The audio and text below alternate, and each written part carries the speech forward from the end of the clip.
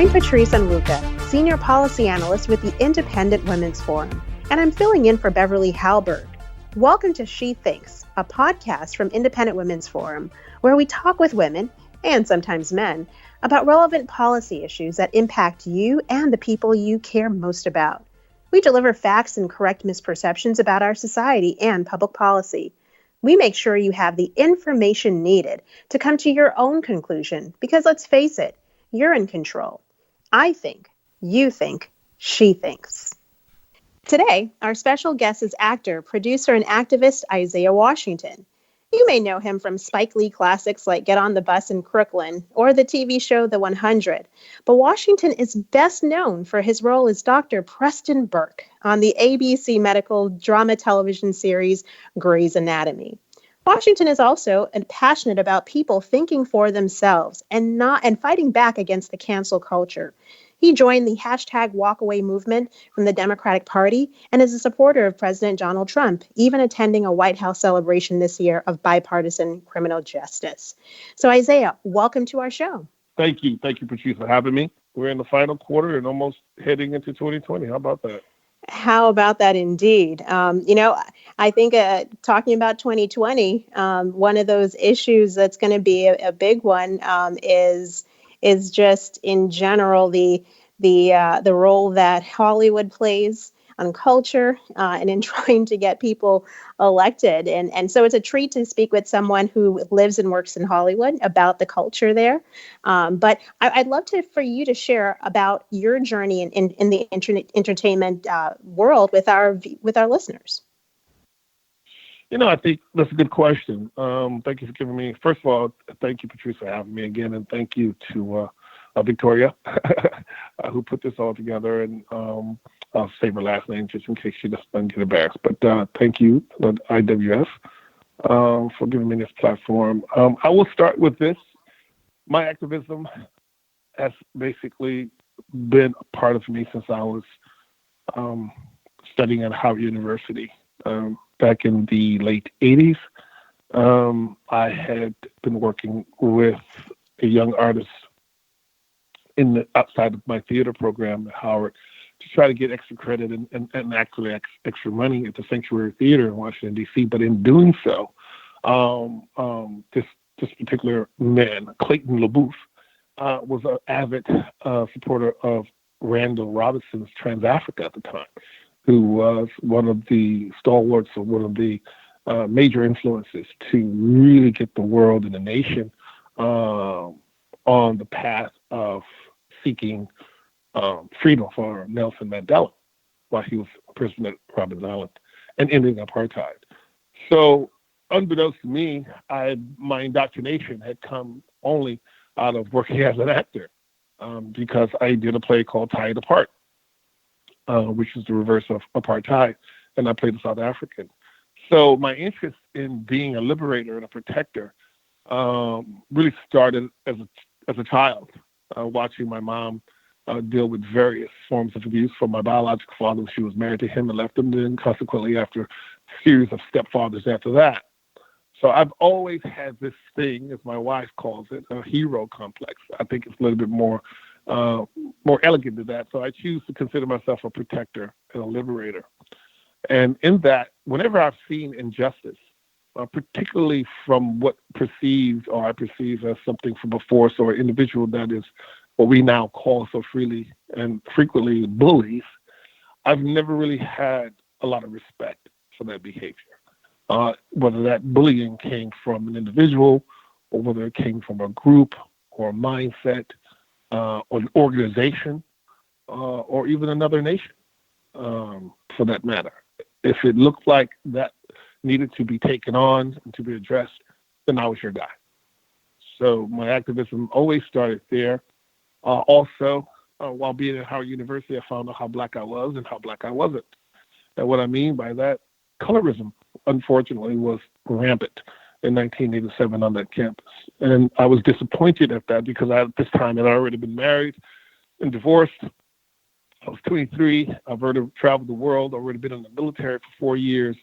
So my level of maturity just wasn't at the same level as some of the student body while I was there. So I saw a lot of things, again, that made me feel like I need to engage. I suffered a number of negative things based on my lips, my coarseness of my hair, my nose, and my color of my skin that said to me that, well, okay, if this is an issue amongst my own people, then that means I need to engage in a different way. And I decided at that point to not go into theater management, but to become an actor, a serious actor, and then turn my image into something that I knew that within 10 years would be embraced by not only the country, but the world, that they will fall in love with my image based on the work and the choice that I choose to engage, whether I'm playing, quote unquote, a good guy or a bad guy. I've always used my work as my activism. I've always used my work to challenge those who may have a particular opinion about a particular individual. If you even look at Romeo Must Die, everyone fell in love with my character because he thought he was a great guy. He was the lead character's, Daryl Lyndon's character's best friend. But basically, I was playing Iago. A lot of the things that kept me working in this business early, like myself and Don Cheadle, is that we were considered street savvy enough, but yet intelligent enough to write our own parts. Most of the including Clockers in Crooklyn, where I was unshaven in Crooklyn, and I said to myself, I'm not going to shave again until I find another part that is worthy of my clean face, so to speak. And that came about with Dr. Burke. So if you look at my first major movie in Crooklyn and you fast forward to Dr. Burke, you'll see my dimples. But mostly everything in between was my activism of saying no, what does my skin color, my broad lips, my broad nose, my nappy head or beard has to do with my intellect. You will see a lot of my characters. I have different kinds of hair, colored hair. People thought for years in Hollywood that I was from Cameroon until they bring me into a room and realize I didn't have a British accent. Then all of a sudden, oh, he's not a real African. So I didn't get the part. I've had people say that to me. Well, you're just an American? You're black? And I would say, yes. Oh, well, we thought you didn't get on the bus, and we thought you were from London pretending to be Black American. I've had them actually say that to me to my face. Well, so, I think it speaks to how great an actor that you are, that you're not defined by just your features or the way you look, but you're defined by the quality of your work, and you made that decision for yourself, which I think speaks to that independent thinking. I want to relate that to this kind of walkaway movement. Why did you join the walkaway movement? And please explain to our listeners, what is #walkaway? Again, that's a good question. Thank you for asking it. Again, whenever I'm confronted with a wall, and not the wall that the president is building, but a ceiling of what I feel is contemporary ignorance or resistance, I will walk away. I was talking to a friend of mine who happens to have been with me when I made my first trip in West Africa, the West African nation, Sierra Leone, Jackie Coker, who was a wonderful friend and supporter of me trying to bridge the gap between Africans and African Americans. I did a documentary on it called Bound, Africans versus African Americans, because I've always been interested in why Africans, there's this fissure and this disdain between, indigenous Africans in America and African Americans in America. So when I got hit by the press after Fox News, obvious reasons, cherry-picked one of my tweets that implied that I was trying to make one president look bad and another president look good, which actually I was, in context, I was actually speaking out of the irony that, wow, when I was having this conversation with this Senator Obama, before he became the president, because he's Kenyan, I thought we had an understanding of the mission that I thought he sent me on, which I achieved by getting my dual citizenship, building a school, all these great things, that we were going to have a focus on Africa at some point within his 8 years, 10 years, and we never really did. In fact, he actually had helped support getting Gaddafi removed, okay? I have always been a Pan-Africanist So when I saw the walkaway hashtag that I talked to Jackie Coker, I was upset at the press. So I decided I'm going to wage war against liberal media, mainstream media. I'm going to war. I'm walking away from mainstream media. I'm done. I'm going to walk away from all the bad things, the bullies, the bullying. I'm going to walk away. So everything that I was saying, bringing up my work, and everything that I was being attacked vociferously by the left, I remember spending 8-12 hours a day on Twitter just countering those attacks by reminding people that was coming to hate me on my Twitter, letting them know who I am. I started to feel like I was on trial, and I won my case because I was prepared for another attack, but not at this level. And I certainly wasn't prepared because I was actually at the White House doing something good because of the First Step Act. I could not understand that. I could not believe that here again, the media is going to try to take my head off out of context for another situation 12 years ago. And now because I'm actually in the White House representing African-American men and helping free people from a president who everybody said would never do anything good, let alone the Republican Party doing anything good for the Black community, I just couldn't reconcile that. So I didn't get really angry. I got decisively and I got strategic and decided, okay, if you want me to be a supporter of 45, I will be probably one of the most impactful supporters of this president in the history of presidencies. That's what I decided. I decided, so if this is the narrative that you want, you're going to get it. Well, and what a narrative you've written, Isaiah. I mean, I think this is a great time to talk about criminal justice reform because we are coming up on the 1-year anniversary that President Trump signed it into office. It signed it into law. This was a bipartisan bill. Bipartisan is a dirty word in Washington today, but it actually got done. And thanks to President Trump using his political capital to get conservatives on board with this bill. That's how it got passed. So you tell me, what was it like sitting at the White House the day earlier this year? I believe you were at a White House event celebrating the passage of this bill. Why is it so important for all of America, but also Black America, but Black Americans in particular? That's another good question. Again, it goes back to my instincts of being a protector and a liberator.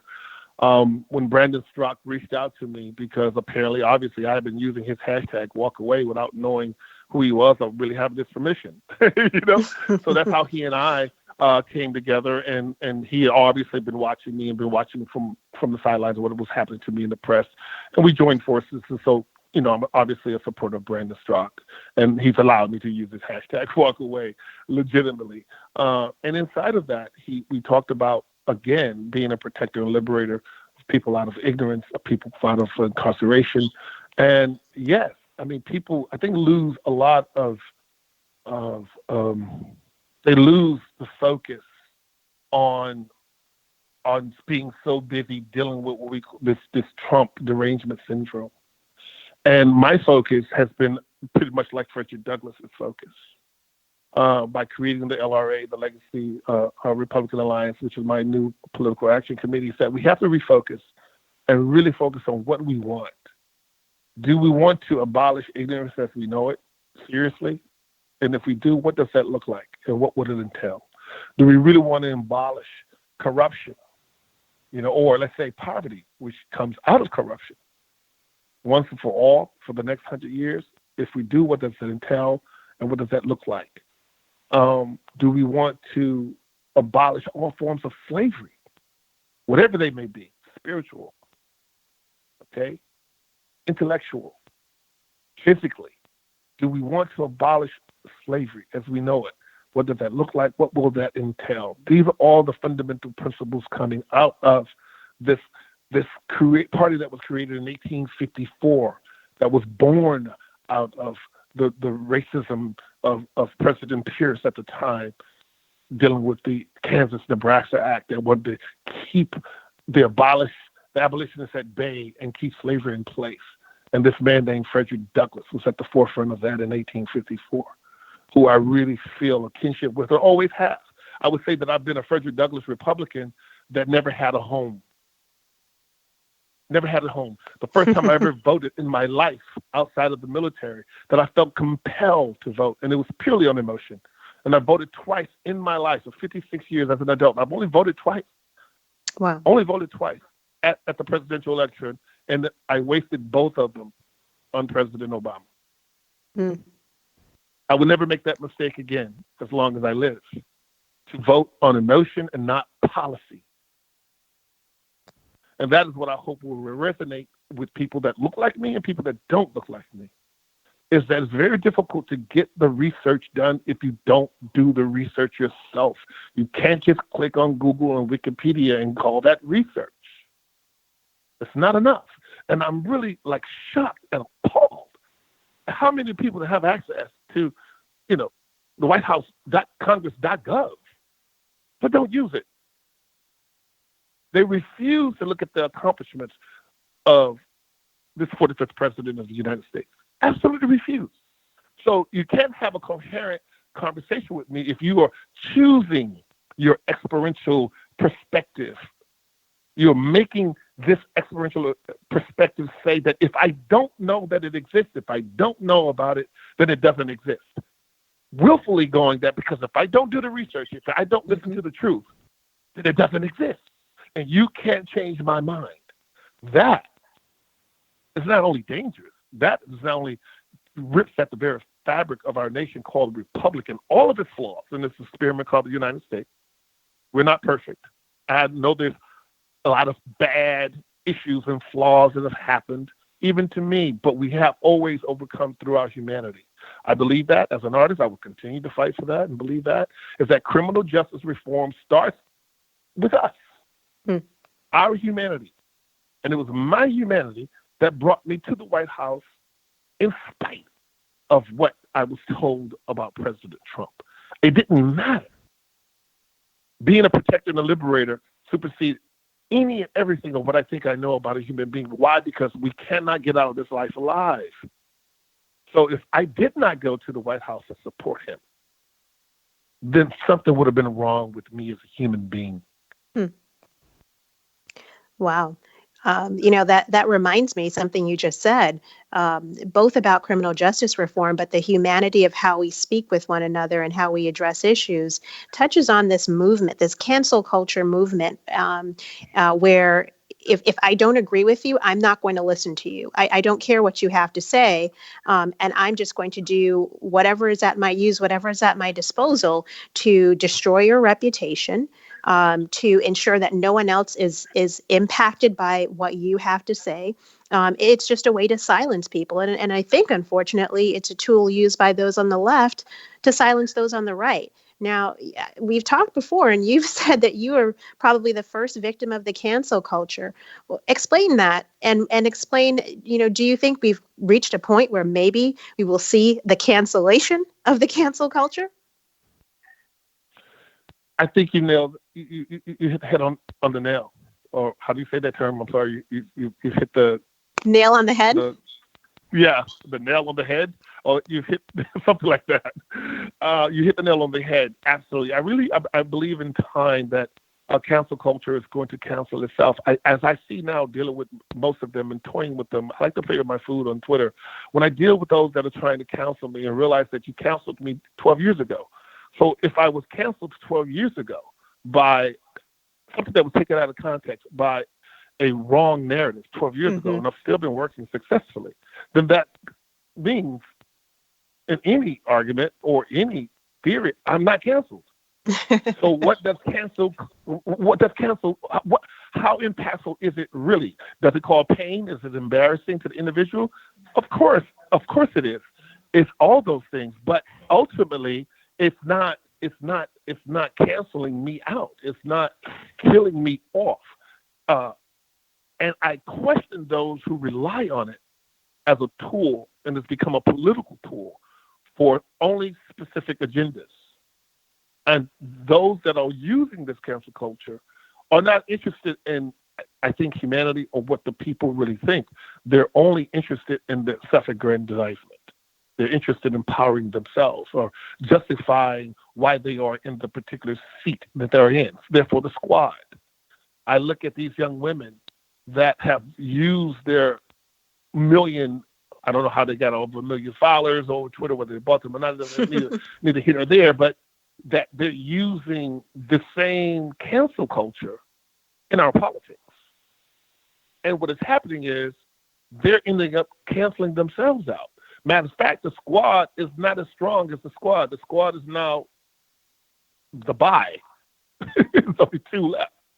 You know, it was 1, then 1 disappeared, then it was 3, then 1 fell off, and now there's just 2 that are getting the headlines that all 4 of them once controlled. You see how that works? So I'll give you an example of how cancel culture, when it's not authentic, when it's not based in anything that is for all of the people, we the people, and it's only based for that one person, that one entity to get its agenda out, it falls apart. It falls apart. It doesn't hold up. So I suspect that cancel culture, particularly after the re-election of 45, cancel culture would be done. It will be over.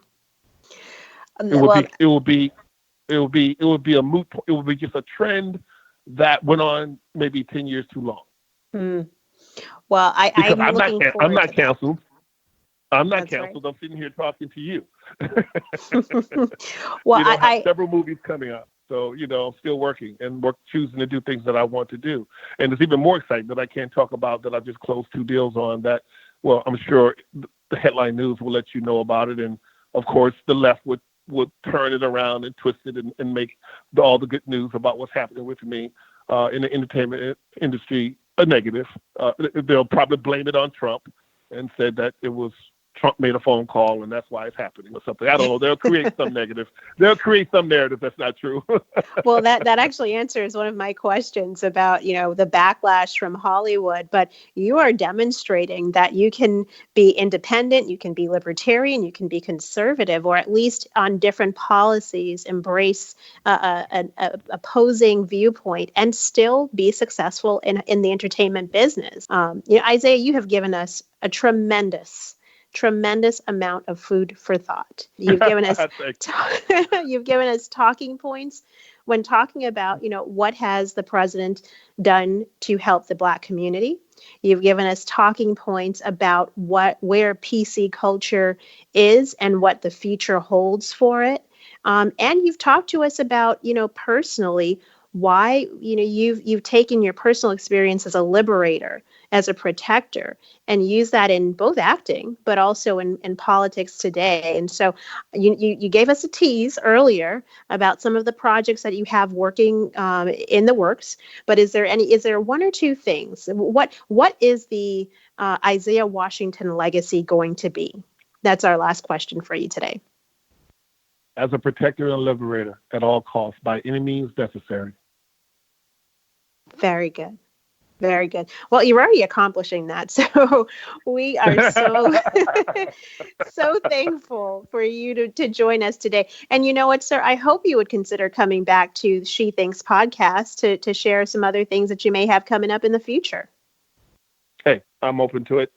I know, God willing, and I feel that I've been blessed through the grace of God immeasurably throughout my life. And like I said, none of us can get out of this life alive. Yes. But no day is promised, no tomorrow is promised to any of us. So I just have to rely on the beauty and the support and the love that I do have. I'll leave you with this. Someone once told me years ago that, no matter what you do in life, no matter where you are in the world, no matter what you say, no matter how much you give, no matter how much you are patient and could be the best human being or not, only 15% of all the people you ever come in contact with for your entire life is going to hit your guts. It's going to be absolutely nothing you can say or do to change their minds. 15%. Guaranteed. That's the number. I was overwhelmed with that because in my ego, I thought, well, if I don't have 100% of the people liking what I am and liking what I do and supporting me, then I'm not doing a good job. And then that person said that's ridiculous. You have 85% that loves you no matter what you say or do. Why not focus on that 85%? And that's what I've chosen to do in my life. So when I get pushback or negativity or counsel stuff, I go, oh, they're part of that 15%. There's nothing I can say to change their mind. So why waste my time on arguing and battling with that 50% when I have so much work to do and so much love and support from the 85%? Wow, very good. Well, at the Independent Women's Forum, we are trying to win hearts and minds, honestly, and by exposing people to different ideas. So thank you, Isaiah, for joining us today. And we hope you as listeners take something away from today's conversation. There was so much. Now, if you enjoyed today's podcast of She Thinks, or like the podcast in general, we'd love if you could take a moment to leave us a rating or review on iTunes. This really helps us ensure our message reaches as many Americans as possible. Please share this episode and let your friends know how they can find more She Thinks episodes on their favorite podcast app. From all of us here at the Independent Women's Forum, thank you for listening.